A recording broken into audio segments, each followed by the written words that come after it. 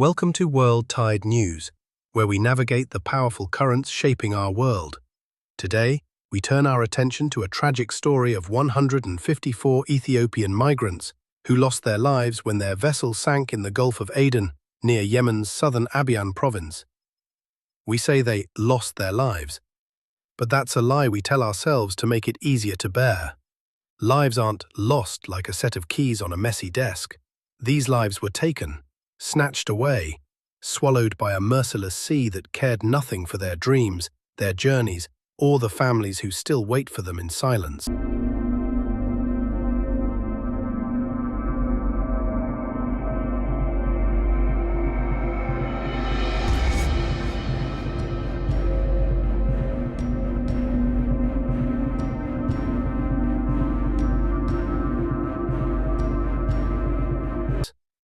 "68 dead, more than 74 missing," claimed by the cold, unfeeling abyss off Yemen's coast.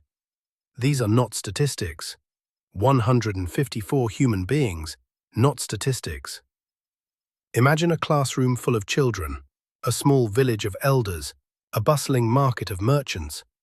154 hearts that carried their families' hopes.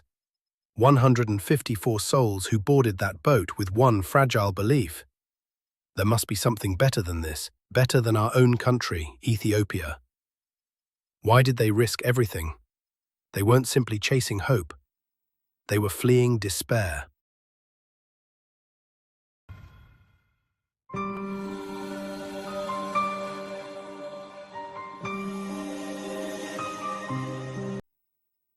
The breaking point came in July 2024, when the Ethiopian Birr collapsed, losing 30% of its value. Wages, already worthless, became paper. Food prices climbed like a noose tightening around every household. Poverty surged like a flood swallowing the land.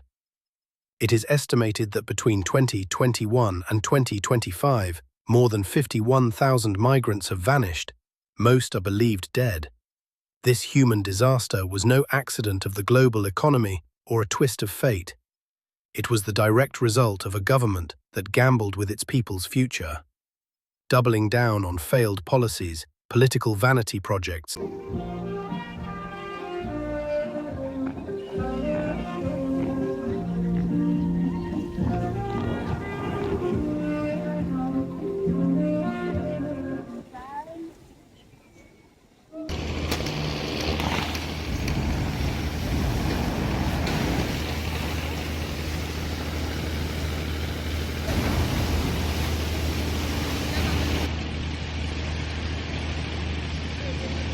Reckless economic mismanagement.